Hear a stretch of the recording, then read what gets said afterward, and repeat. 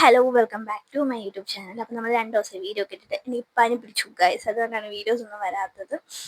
ഡോക്ടറും ഹോസ്പിറ്റലും കാര്യങ്ങളൊക്കെ ആയിട്ട് അങ്ങനെ അങ്ങ് പോവാണ്. ഇപ്പോൾ ഓക്കെ വരുന്ന.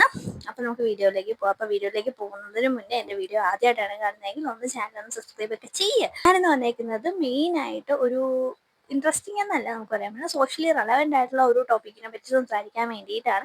നിങ്ങൾ എത്ര പേര് ശ്രദ്ധിച്ചിട്ടുണ്ടെന്ന് എനിക്കറിയത്തില്ല, ഇന്നലെ തൊട്ട് നമ്മുടെ എല്ലാ ന്യൂസ് ചാനലുകളിലും ട്രെൻഡിങ് അല്ലെങ്കിൽ ഹൈലൈറ്റിംഗ് ആയിട്ട് പൊയ്ക്കൊണ്ടിരിക്കുന്ന ഒരു ന്യൂസ് ഉണ്ട്.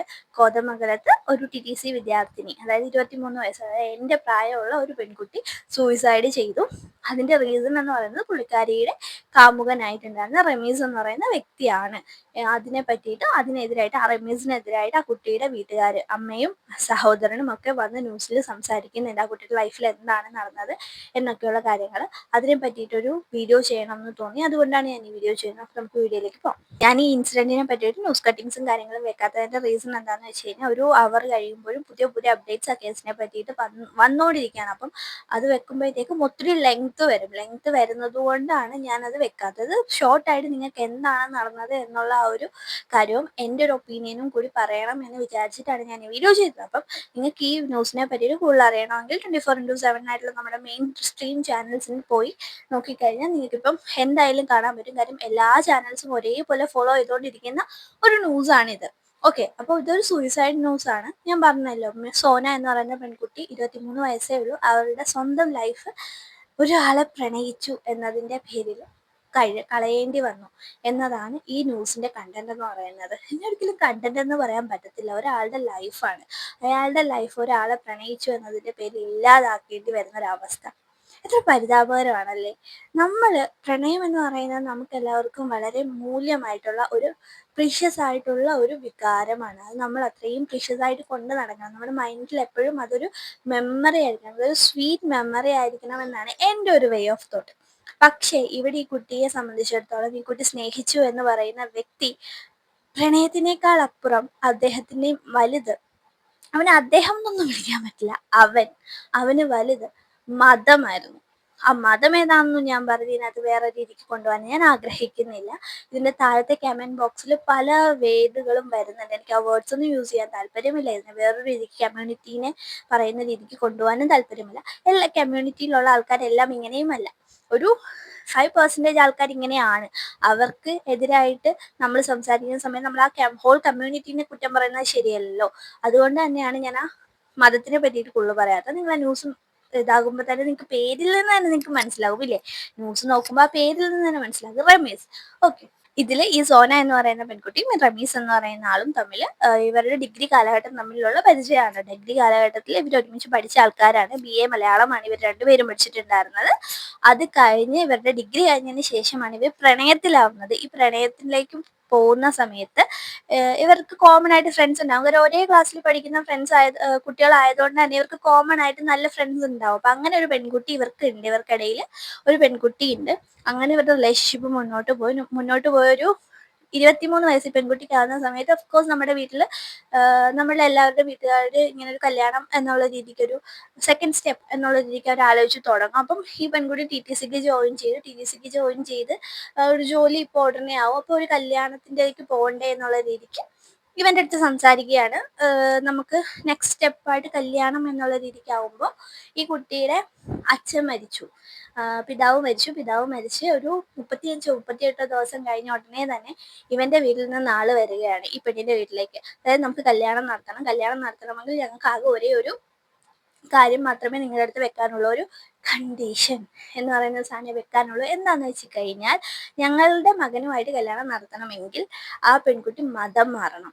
അതായത് ആ പെൺകുട്ടി ഇപ്പോൾ ഉള്ള മതത്തിൽ നിന്ന് മാറി ഇതിലോട്ട് വരണം, ഇവൻ്റെ മതമായിട്ടുള്ള ഇസ്ലാം മതത്തിലേക്ക് വരണം എന്നുള്ള രീതിക്ക് ഇവരൊരു കണ്ടീഷൻ വെക്കാണ്. അപ്പോൾ പെൺകുട്ടി പറഞ്ഞു, ഓക്കെ, എനിക്ക് റമീസിനെ കല്യാണം കഴിക്കാൻ വേണ്ടിയിട്ട് മതം മാറണമെങ്കിൽ ഞാൻ ശരി, ഓക്കെ, അത് ഞാൻ സമ്മതിക്കാം എന്ന് പറഞ്ഞിട്ട് ഈ പെൺകുട്ടി അവർക്ക് അത് സമ്മതിച്ചു. അപ്പോൾ ഇവർ പറഞ്ഞു ഓക്കെ. അങ്ങനെ അവർ രണ്ടുപേരും അതും ഇതൊക്കെ സമ്മതിച്ചു. ആ കൊച്ചിൻ്റെ അച്ഛൻ മരിച്ച സമയത്ത് ആ കൊച്ചിന് കൂടുതലായിട്ട് ബാക്ക് ബോൺ ആയിട്ട് നിന്നിട്ടുണ്ടായിരുന്നത്, അവളെ ക്യാൻവാസ് ചെയ്ത് എടുത്തിട്ടുണ്ടായിരുന്നത് ഇവർ ആ സമയത്താണ്.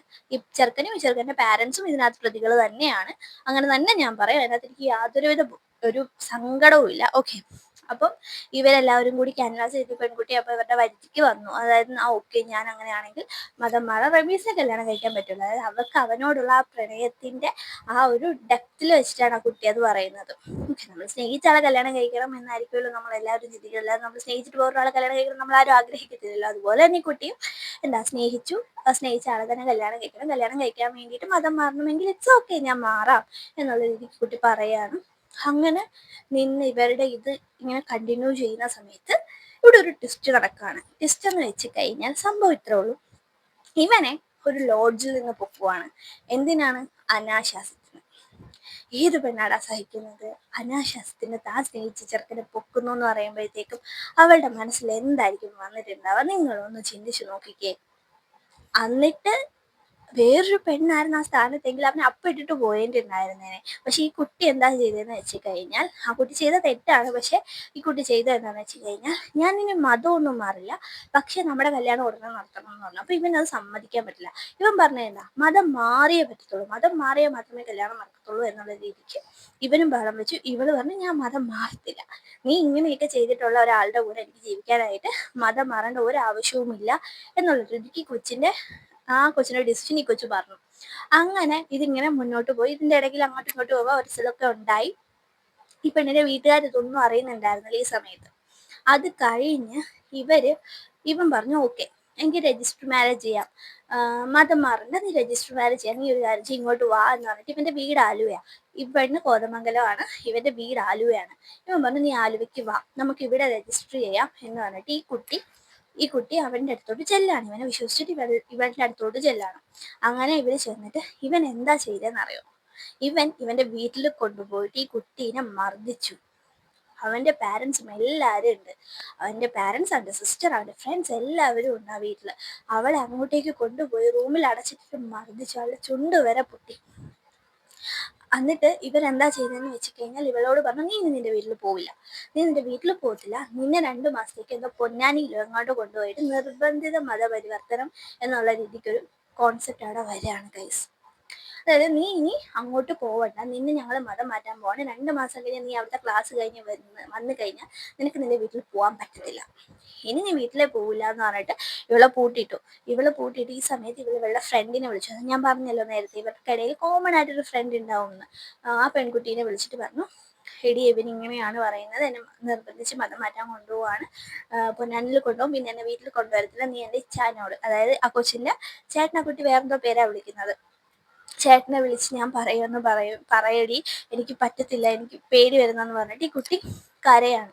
അങ്ങനെ ഈ പെൺകുട്ടി ഇവനെ വിളിച്ചിട്ട് പറഞ്ഞു അവൾ അവളുടെ ചേട്ടൻ്റെ അടുത്ത് പറയും, ഞാനല്ലേ പറയും, നീ അവളെ വെറുതെ വിടണം എന്ന് പറഞ്ഞിട്ട് അങ്ങനെയാണ് ഇവൻ ആ ചേട്ടനെ പേടിച്ചിട്ട് ഈ കുട്ടീനെ വെറുതെ വീട്ടിലോട്ട് വിടാണ്. അങ്ങനെ ഈ പെൺകുട്ടി വീട്ടിൽ വന്നു, രക്ഷപ്പെട്ട് വീട്ടിൽ വന്നു കഴിഞ്ഞപ്പോഴത്തേക്കും അവളുടെ അമ്മ ചോദിച്ചു, പിറ്റേ ദിവസം ഇവൾ ഒരുങ്ങി സ്കൂളിൽ പോകാൻ വേണ്ടി നിന്ന സമയത്ത് അമ്മ ചോദിച്ചു മോളുടെ ചുണ്ടിൽ എന്തോ പറ്റിയെന്ന് ചോദിച്ചു. ഒരു ചുണ്ട് പൊട്ടിയിരിക്കുകയാണ്, കാര്യം ഇവൻ അടിച്ചപ്പോൾ ചുണ്ട് പൊട്ടിയതാണ്. അപ്പോൾ ആ കുട്ടിയുടെ അടുത്ത് ചോദിച്ചു എൻ്റെ ചുണ്ടിൽ എന്തോ പറ്റിയെന്ന് ചോദിച്ചു. പറഞ്ഞു അത് ഞാൻ അവിടെ ഒരു കുട്ടിയുടെ തല കൊണ്ടാന്ന് വെച്ചാൽ TTC പഠിക്കുമല്ലേ, ടീച്ചറല്ലേ, അപ്പം പഠിപ്പിക്കുന്ന കുട്ടിയുടെ ഒരു തല കൊണ്ടതാണ് അങ്ങനെ പൊട്ടിയതാണെന്ന് ഈ കുട്ടി പറഞ്ഞു. അപ്പോൾ അവളുടെ അമ്മ ഓക്കെ എന്ന് പറഞ്ഞിട്ട് ഈ അമ്മ അത് ഓക്കെ അത് അങ്ങനെയാണല്ലോ എന്ന് പറഞ്ഞാൽ അമ്മ വിട്ടു. അത് കഴിഞ്ഞിട്ട് പിറ്റേ ദിവസം ഇവൻ അപ്പോഴും ഫോണിൽ കണ്ടിന്യൂസ് ആയിട്ട് ഇവളെ വിളിച്ച് ടോർച്ചർ ചെയ്തോണ്ടിരിക്കുകയാണ് ഇത് പറഞ്ഞുകൊണ്ട്. ഇങ്ങനെ പറഞ്ഞ് ടോർച്ചർ ചെയ്ത് അവസാനം ഈ കുട്ടീൻ്റെ അടുത്ത് ഇവൻ പറയാണ് നീ പോയി ചാവടി എന്ന് പറഞ്ഞു. വെള്ളിയാഴ്ചയാണ് ഈ തല പൊട്ടുന്ന ഈ ഇൻസിഡന്റ് ഒക്കെ നടക്കുന്നത്. അത് കഴിഞ്ഞ് ശനിയാഴ്ച ഈ അമ്മ ജോലിക്ക് പോയി. അമ്മ വീട്ടു ജോലി ചെയ്യുന്ന ഒരു അമ്മയാണ്. ചേട്ടൻ പുറത്ത് ഓട്ടം പോകുന്ന ഒരാളാണ്, ടാക്സി ഡ്രൈവറാണ്. അങ്ങനെ ഈ അമ്മ ജോലിക്ക് പോയ സമയത്ത് ഈ പെൺകുട്ടി ഈ ചെറുക്കൻ്റെ അമ്മയ്ക്കൊരു സൂയിസൈഡ് നോട്ട് അയച്ചു കൊടുത്തു. ഞാൻ എൻ്റെ അപ്പൻ്റെ അടുത്തേക്ക് പോവാണ്, ഇവനാണ് എല്ലാത്തിനും കാരണക്കാരനെന്ന് പറഞ്ഞാൽ അവളെ എഴുതി വെച്ചു സൂയിസൈഡ് നോട്ട് വാട്സാപ്പിൽ ഫോട്ടോ എടുത്ത് പെണ്ണിൻ്റെ അല്ല ഈ ചെറുക്കൻ്റെ അമ്മയ്ക്ക് അയച്ചു കൊടുത്തു. ഈ ചെറുക്കൻ്റെ അമ്മ എന്താ ചെയ്തതെന്ന് വെച്ച് കഴിഞ്ഞാൽ നേരെ ഈ പെണ്ണിൻ്റെ അമ്മേനെ വാട്സാപ്പിൽ വിളിച്ചിട്ട് പറഞ്ഞു നിങ്ങളുടെ മോള് വാട്സാപ്പിൽ ഇങ്ങനെ സാധനം അയച്ചിട്ടുണ്ട്, വേഗം നോക്ക് എന്ന് പറഞ്ഞു. ഇവര് നേരെ ഏതമ്മയാടാ സ്വന്തം മോള് ചാവാൻ പോവാന്ന് അറിയുമ്പോഴത്തേക്കും കൈയും കാലും അനങ്ങുമോ? ഈ അമ്മയ്ക്കും അനങ്ങിയില്ല. അവർ പെട്ടെന്നൊരു ഓട്ടോ വിളിച്ച് വീട്ടിലോട്ട് ചെല്ലുമ്പോൾ എല്ലാം കഴിഞ്ഞിട്ടുണ്ടായിരുന്നു, പെൺകുട്ടി മരിച്ചിട്ടുണ്ടായിരുന്നു. ഇത്രയും കാര്യങ്ങളാണ് ഈ ഒരു കേസിൽ നടന്നിട്ടുണ്ടായിരുന്നത്. ഇത് കണ്ടിട്ട് എനിക്ക് സംസാരിക്കണമെന്ന് തോന്നിയത് എന്താണെന്ന് വെച്ച് കഴിഞ്ഞാൽ, നമ്മളിപ്പോൾ പ്രണയിക്കുന്നതൊക്കെ ഓക്കെ. പക്ഷേ ഒരിക്കലും നമ്മൾ ഒരാൾക്ക് വേണ്ടിയിട്ട് നമ്മുടെ ലൈഫിലെ ഏറ്റവും വലിയ കാര്യങ്ങളെല്ലാം സാക്രിഫൈസ് ചെയ്യണമെന്ന് പറയുന്നുണ്ടെങ്കിൽ അയാൾ ഒരിക്കലും നമ്മളെ പ്രണയിക്കുകയല്ല. നമ്മളായിട്ട് കാണാനായിട്ട് പറ്റുന്ന ആൾക്കാരാണ് നമ്മുടെ കൂടെ എപ്പോഴും ഉണ്ടാവേണ്ടത്. അതല്ലാതെ നമ്മളെ അവർക്കായിട്ട് മാറ്റിയെടുക്കുന്ന ഒരാളാണെങ്കിൽ അതൊരിക്കലും ഒരു ഫെയർ ആയിട്ടുള്ള റിലേഷൻഷിപ്പ് അല്ല. നമ്മളിപ്പോൾ നമ്മുടെ ഉള്ളിലെ തെറ്റായിട്ടുള്ള കാര്യങ്ങൾ അവർ തിരുത്തി തരുവാണെങ്കിൽ അത് വളരെ നല്ല കാര്യമാണ്, അത് വളരെ മനോഹരമാണ്. അതല്ലാതെ നമ്മൾക്ക് ഉള്ളിലുള്ള നമ്മുടേതായിട്ടുള്ള ഒരു സെൽഫ് റെസ്പെക്റ്റിനെ ഇല്ലാണ്ടാക്കുന്ന രീതിക്കൊക്കെ പെരുമാറുന്ന ആൾക്കാരൊക്കെ ഉണ്ടല്ലോ റിലേഷൻഷിപ്പിലുണ്ടെങ്കിൽ. ഇപ്പോൾ പണി നോക്കാൻ പറയണം. അതല്ലാതെ അവരെ സഹിച്ച് ക്ഷമിച്ച് അവരോടുള്ള ഇഷ്ടം കാരണം നമ്മൾ അവിടെ കടിച്ചു തൂങ്ങി നിൽക്കേണ്ട യാതൊരുവിധ ആവശ്യവും നമുക്കില്ല. കാരണം നമ്മുടെ ചുറ്റുമുള്ള ലോകം എന്ന് പറയുന്നത് വളരെ വലുതാണ്, അതിങ്ങനെ പരന്ന് കിടക്കുകയാണ്. നമുക്ക് ഇഷ്ടം പോലെ കാര്യങ്ങൾ നമുക്കിവിടെ ചെയ്യാനുണ്ട്. അതിപ്പോൾ ഒരാളോടുള്ള സ്നേഹത്തിന്റെ പേരിൽ നമ്മൾ ഇല്ലാതാക്കേണ്ട ആവശ്യമില്ല.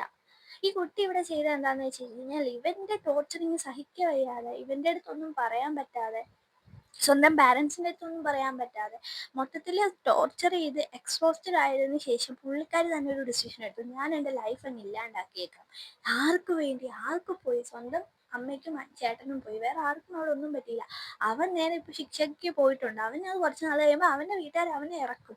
പിന്നെ അവന് വേറെ പെണ്ണും കെട്ടിച്ച് അവൻ സുഖമായിട്ട് ജീവിക്കും. അപ്പോഴും ഇവിടെ സ്വന്തം മോളെ നഷ്ടപ്പെട്ടത്, സ്വന്തം അനിയത്തിനെ നഷ്ടപ്പെട്ട ഒരു ചേട്ടനും ഒരു അമ്മയും ഉണ്ട്. അവരവരുടെ ജീവിതാവസാനം വരെ ഈ ഒരു ഉള്ളിലിട്ട് നീട്ടി നീട്ടി നീട്ടി ജീവിക്കണം. നമ്മൾ വേറൊരാൾക്ക് വേണ്ടിയിട്ട് നമ്മുടെ ലൈഫ് സാക്രിഫൈസ് ചെയ്യുന്ന സമയത്ത് ഒരു കാര്യം നിങ്ങൾ ചിന്തിക്കണം, നിങ്ങളതിൽ ഹാപ്പിയാണോ? നിങ്ങളുടെ ചുറ്റുമുള്ളവർ ഇതിനെ എങ്ങനെ ബാധിക്കും? നമ്മൾ ഒരാൾക്ക് വേണ്ടിയിട്ട് അയാൾ കാരണം നമ്മുടെ ലൈഫ് ഇല്ലാണ്ടാക്കാൻ വേണ്ടി ശ്രമിക്കുമ്പോഴത്തേക്ക് നമ്മുടെ ചുറ്റും നമുക്ക് വേണ്ടിയിട്ട് ജീവിക്കുന്ന കുറച്ച് പേരുണ്ട്. നമ്മുടെ പാരൻസ് ഉണ്ട്. നമ്മുടെ പാരൻസിന്റെ മുഖം ഒന്ന് ആലോചിച്ച് നോക്കുക. അവർ എത്രത്തോളം പ്രതീക്ഷയോടുകൂടിയായിരിക്കും നമ്മളെ വളർത്തിക്കൊണ്ട് വരുന്നത്. അപ്പോൾ അവർക്ക് നിങ്ങൾ തിരിച്ച് റിട്ടേൺ കൊടുക്കുന്ന ഒരു ഗിഫ്റ്റാണോ നിങ്ങളുടെ ലൈഫ് ഇല്ലാണ്ടാക്കുന്നത്? അത് വേറെ ഒരു ബോധവും ഇല്ലാത്ത, അല്ലെ ഒരു മൂല്യമില്ലാത്ത ഒരുത്തിന് വേണ്ടിയിട്ട് സ്വന്തം ലൈഫ് ഇല്ലാണ്ടാക്കിയിട്ട് അതിൻ്റെ ആവശ്യമില്ല. പുല്ലേന്ന് പറഞ്ഞിട്ട് ഇങ്ങോട്ട് അടി കിട്ടിക്കഴിഞ്ഞാൽ തിരിച്ച് രണ്ടെണ്ണം അങ്ങോട്ട് പൊട്ടിച്ചിട്ട് ഇറങ്ങി ഇങ്ങ് പോരാവുള്ളൂ. ഒരു പെണ്ണിനെ തല്ലിക്കൊണ്ടോ അല്ലെങ്കിൽ ഒരു പെണ്ണിന്റെ മേല് നോവിച്ചുകൊണ്ടോ അല്ല തന്റെ ആണത്തം തെളിയിക്കേണ്ടത്. അവളെ റെസ്പെക്ട് ചെയ്യുകയും അവളെ കെയർ ചെയ്യുകയും ചെയ്യുന്നതിലാണ് ആണത്തം ഇരിക്കുന്നതെന്നാണ് ഞാൻ പഠിക്കുന്നത്. അതിന് നമ്മുടെ സൊസൈറ്റിയിൽ കുറച്ച് അമ്മാവന്മാരിട്ടേക്കുന്ന പേരാണ് പെൺകോന്തൻ. ആയിക്കോട്ടെ, വൈ നോട്ട്? അതുകൊണ്ട് എന്താണ്? അവരങ്ങനെയാണെങ്കിൽ അവരുടെ ലൈഫിൽ അവളെ ആ വ്യക്തിനെ ആശ്രയിച്ച് വരുന്ന പെൺകുട്ടിക്ക് അവൻ കൊടുക്കുന്ന ആ ഒരു ഇതുണ്ട്, ആ ഒരു ഫീലിംഗ് ഉണ്ട്. അതായത് അവൻ എപ്പോഴും പ്രൊട്ടക്റ്റഡ് ആയിരിക്കും, അവന് എപ്പോഴും അവളെ പ്രൊട്ടക്ട് ചെയ്യുന്നുള്ള ഒരു ഫീലിംഗ് ഉണ്ട്. അതിവിടെ പലർക്കും അറിയത്തില്ല. ഈ റമീസിനെ പോലുള്ള മതത്തിന് മാത്രം ഇമ്പോർട്ടൻസ് കൊടുത്തിട്ട് സ്നേഹത്തിനോ സ്നേഹിക്കപ്പെടുന്നവർക്കോ യാതൊരുവിധ ഒരു ഇമ്പോർട്ടൻസും കൊടുക്കാതെ അവരെങ്ങനെ ടോർച്ചർ ചെയ്യുന്നവർക്ക് പോയി വീഴുന്ന പെൺപിള്ളേരോട് എനിക്ക് പറയാനുള്ളത്, നിങ്ങളൊന്ന് ചിന്തിച്ച് നോക്ക്, നിങ്ങളുടെ ലൈഫ് ഇതുപോലെ തീർക്കാനുള്ളതാണോ എന്ന്. ഇങ്ങനെ ടോർച്ചർ ചെയ്യുന്നുണ്ടെങ്കിൽ അവൻ ജീവിതാവസാനം വരെ ടോർച്ചർ ചെയ്യും. കല്യാണം കഴിയുമ്പോഴത്തേക്ക് ഇതിന്റെ അപ്പുറമായിരിക്കും. ഇപ്പൊ ഫോണിൽ കൂടി മാത്രമേ ടോർച്ചറിങ് ഉണ്ടാവുള്ളൂ. നാളെ കല്യാണം കഴിച്ച് കഴിയുമ്പോഴത്തേക്കും ഫോണെന്ന് പറയുന്ന സാധനം നമുക്ക് എറിഞ്ഞ് മാറ്റുമെങ്കിലും ചെയ്യാം, ഇല്ലെങ്കിൽ നമുക്ക് സ്വിച്ച് ഓഫ് എങ്കിലും ചെയ്ത് വെക്കാം. നമുക്ക് ഇച്ചിരിയെങ്കിലും മനസ്സമാധാനം കിട്ടും. കല്യാണം കഴിച്ച് കഴിയുമ്പോൾ മുമ്പിൽ വന്നിരുന്ന് ടോർച്ചർ ചെയ്യുമ്പോഴത്തേക്ക് നമ്മൾ എന്ത് ചെയ്യും? അതെങ്ങനെ ഓഫ് ചെയ്ത് വെക്കും? പറ്റത്തില്ല, ഇരുന്ന് അനുഭവിക്കേണ്ടി വരും. ഒന്ന് ചിന്തിച്ച് നോക്ക്, എനിക്ക് ഈ ടോർച്ചറിങ് സഹിക്കേണ്ട ആവശ്യമുണ്ടോ എന്നൊന്ന് ചിന്തിച്ച് നോക്ക്. പോടാ പുല്ലെന്ന് പറഞ്ഞിട്ട് ഇറങ്ങി ഇങ്ങ് പോരണം. പോരുമ്പോൾ രണ്ടടി കൊടുത്തിട്ട് പോരണം. അതാണ് എൻ്റെ ഒരു പോളിസി. എന്നാലും നമ്മൾ ഇറങ്ങിപ്പോരുക. അപ്പം പിന്നെ കിട്ടിയത് തിരിച്ചു കൊടുത്തിട്ട് അങ്ങ് പോരുക. അത് കഴിഞ്ഞ് എന്തെങ്കിലും കേസ് വരുമ്പോഴത്തേക്ക് നേരെ ബാക്കിയുള്ള കാര്യങ്ങൾ കോടതി വെച്ച് കാണാടാന്നും അങ്ങ് പറഞ്ഞേക്കുക. ബോധമുള്ള ഒരുത്തനാണെങ്കിൽ അത് ചെയ്യത്തില്ല. ബോധമുള്ള, റെസ്പെക്ട് ചെയ്യുന്ന, പെണ്ണിനെ നല്ല രീതിക്ക് റെസ്പെക്ട് ചെയ്യുന്ന ഒരാണ്, പെണ്ണെന്നല്ല ഏതൊരു ഹ്യൂമനെ റെസ്പെക്ട് ചെയ്യുന്ന ഒരാൾക്കാർ ഒരിക്കലും അത് ചെയ്യത്തില്ല. എനിക്കും ഇത്തരത്തിൽ മനുഷ്യനെ മനുഷ്യനായിട്ട് കണ്ട് റെസ്പെക്ട് ചെയ്യുന്ന, അവരുടെ റിലേഷൻഷിപ്പിൽ അവരുടെ പാർട്ട്ണറിനെ വളരെയധികം റെസ്പെക്റ്റോടുകൂടിയും കെയറിങ്ങോടും കൂടി കൊണ്ടു നടക്കുന്ന ഒത്തിരി പേരെ പേഴ്സണലി അറിയാം. അതേപോലെ തന്നെ ടോക്സിക് ആയിട്ടുള്ള ആൾക്കാരെയും എനിക്കറിയാം. ഓക്കെ, പലതും ഞാൻ കണ്ടിട്ടുണ്ട്. ഇതുപോലെയുള്ള ആൾക്കാരെയൊക്കെ ലൈഫിലുണ്ടെങ്കിൽ അവരെ വാനിഷ് ചെയ്ത് കളയുക. നമുക്ക് വേണ്ട, അങ്ങനെയുള്ള റിലേഷൻഷിപ്പ് വേണ്ടാന്ന് വെക്ക്. ജീവിതാവസാനം വരെ അനുഭവിക്കുന്നതിൽ നല്ലത് ഒറ്റയടിക്ക് വേണ്ടാന്ന് പറഞ്ഞു പോരാ. ആദ്യത്തെ 2 മാസം നല്ല വിഷമമുണ്ടാവും. അത് കഴിഞ്ഞ് നമ്മളത് ഓവർകം ചെയ്ത് ഹീലായി വരും. മനുഷ്യനാടോ, ഹീലാവും. മനുഷ്യനും എങ്ങനെ കാലം കഴിയുമ്പോൾ അത് ഹീലായിക്കൊണ്ടിരിക്കും. നമ്മൾ പറയും ഇത് പോകത്തില്ല, മറന്നു പോകത്തില്ല. വെറുതെയാ, മറക്കും. ഉറപ്പായിട്ടും മറക്കും. മറന്ന് നമുക്ക് സ്വന്തം കാലിൽ നിന്ന് നല്ലൊരു ജോലിയും വാങ്ങിച്ച് നല്ല അടിപൊളിയായിട്ട് ലൈഫ് മുന്നോട്ട് പോകാൻ പറ്റും. നമുക്കൊരു ടൈം ആവുന്ന സമയത്ത് നമ്മൾ പോലും അറിയാതെ നമ്മളുടെ ഉള്ളിലേക്ക് അല്ലെങ്കിൽ നമ്മുടെ അടുത്തേക്ക് നമുക്കൊരു നല്ലൊരു പാർട്ട്ണറിനെയും കിട്ടും. ആ പാർട്ട്ണർ നല്ലതാണോ എന്നറിയണമെങ്കിൽ നമ്മൾ അത്രയും ബ്രേവായിട്ട് ഇരുന്ന് ചിന്തിച്ചെടുക്കണം. നമ്മളും എഫേർട്ട് ഇടണം, അവരും എഫേർട്ട് ഇടും. അങ്ങനെ രണ്ടുപേരും എഫേർട്ട് ഇട്ട് നല്ലൊരു റിലേഷൻഷിപ്പ് മുന്നോട്ട് കൊണ്ടുപോകാൻ പറ്റും. അതല്ലാതെ ഇതുപോലുള്ള വൃത്തികെട്ടവന്മാരുടെ കൂടെയൊക്കെ ലൈഫ് കൊണ്ടുപോയി കഴിഞ്ഞാൽ സഹിക്കാൻ പറ്റത്തില്ല. ലാസ്റ്റ് ഇതുപോലെ കയറി തീരേണ്ടി വരും. അങ്ങനെ ഒന്നും ചെയ്യരുത്. നിങ്ങൾക്കിവിടെ ഇപ്പം അങ്ങനെ ഒരു തോട്ട് വരികയാണ്, സൂയിസൈഡ് തോട്ട്സ് വരികയാണെങ്കിൽ ഇവിടെ ഒത്തിരി ഹെൽപ്പ് ലൈൻസ് ഉണ്ട്. അവിടെ പോയി സംസാരിക്കുക, അവരോട് പറയുക എനിക്കിങ്ങനെ എന്നെ ഇങ്ങനെ നിർബന്ധിതമായിട്ട് മതം മാറ്റാനൊക്കെ നോക്കുന്നത് അത് ഒഫൻസാണ്, നോൺ ബൈലബിൾ ഒഫൻസാണ്. നിങ്ങൾക്ക് കേസ് കൊടുക്കാം. നിങ്ങളെ പ്രൊട്ടക്ട് ചെയ്യാൻ ഇവിടെ ലോസ് ഉണ്ട്. നിങ്ങൾ അതൊക്കെ അവെയർ ആവ്. അതല്ലാതെ വെറുതെ നിങ്ങളുടെ ലൈഫ് ഇല്ലാണ്ടാക്കല്ലേ. നിങ്ങളുടെ ലൈഫ് പോയാൽ മറ്റവനൊന്നും പോവാനില്ല, നമ്മുടെ പാരൻസിനെ പോവുള്ളൂ. മനസ്സിലാക്കുക. അപ്പം നിങ്ങൾക്ക് എന്താണ് ഇതിനെപ്പറ്റി പറയാനുള്ളതെന്ന് വെച്ചാൽ താഴെ കമൻറ്റ് ബോക്സിൽ പറയാം. Okay, by.